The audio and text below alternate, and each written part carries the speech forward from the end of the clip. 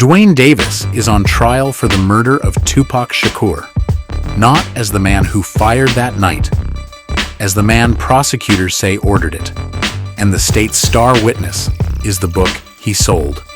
His own name, his own cover, his own words read back to a jury. Davis spent almost 30 years talking about the night Tupac was unalived in a drive-by on the Las Vegas Strip. He talked to detectives in 2008 and walked out untouched. He talked to a BET camera in 2018, then put the whole story in print. And yes, the talking worked. It kept him free for 27 years. The other 3 men the state says were in that Cadillac with him are all gone, for their own separate reasons, and none of them ever faced a charge for that night. And then, on August 17th, 2026, the Tupac Shakur case finally reached a courtroom. Almost 30 years after that night on the Strip, here's how a man ends up prosecuted by his own words. Start the clock in 2008, 15 years before anyone read Davis his rights. He was facing serious drug charges in Southern California. So he sat with investigators under what's known as a Queen for a Day letter. A deal. Whatever he said in that room could not be used against him. He gave them his story of September 7th, 1996. The night Tupac was hit on the Strip, and the drug charges went away. David Roger, the former Clark County District Attorney, put it plainly to Fox 5 Las Vegas. Had he kept his mouth shut, he would have never been prosecuted. He did not keep his mouth shut, though. In 2018, he sat for a BET docuseries and described that night on camera. It just came from the back seat, he said. Then came the book. February 2019. Compton Street Legend, co-authored by Davis, about the night Tupac was hit. And there, on the front cover, the word legend. The book lays out that whole night, step by step. It starts with the Mike Tyson fight, and Tupac's crew beating up Davis's nephew inside the MGM, caught on camera. The book says what came next was payback. A Glock, a white Cadillac. 4 men rolling through Vegas, hunting Tupac and Suge Knight. And when they pulled alongside Tupac's car, Davis wrote, "The time for talking had passed." The one place his story was legally protected was that 2008 interview room. That protection was a shield, and nobody took it off him. He threw it away himself. The moment he started telling the same story to the public, first for free, then for money.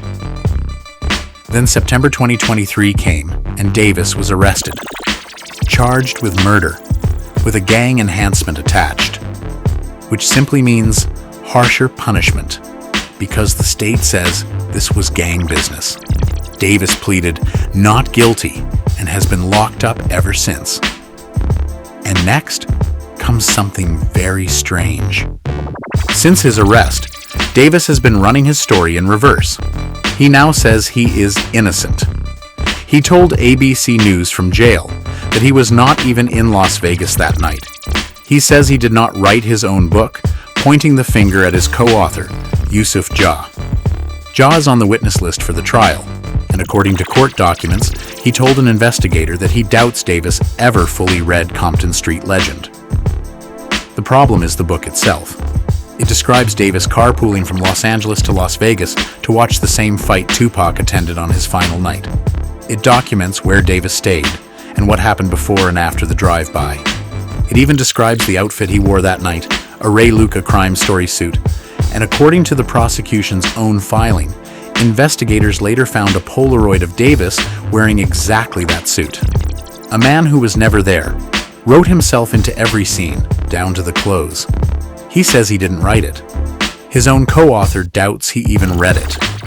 But none of that makes the book disappear. Nothing does. Even the prosecutors admit the book is lurid, exaggerated, and home to at least one outright lie. They just insist it tracks the provable shape of his life. So both sides agree the author lies. They only disagree about which of his stories is the lie. And that is what this case is going to find out. Davis is 63 years old, and if this jury convicts him, he is looking at life in prison. He and Suge Knight are the only men still living from the encounter. Tupac was 25. So this jury is really choosing between two men. Davis the author, who wrote it all down, and Davis the defendant, who says none of it happened. If they believe the author, the talking costs him everything. If they believe the defendant, then a man confessed to orchestrating a murder, in print, for money, and meant none of it. One of those two men is lying, and both of them are Duane Davis. And that is where we leave it for today. That is the book, the deal it destroyed, and the trap Davis built for himself, one page at a time. Does a man put his own name on a murder confession that is pure fiction? Do you buy that he never read his own book? Drop your take in the comments. See you soon.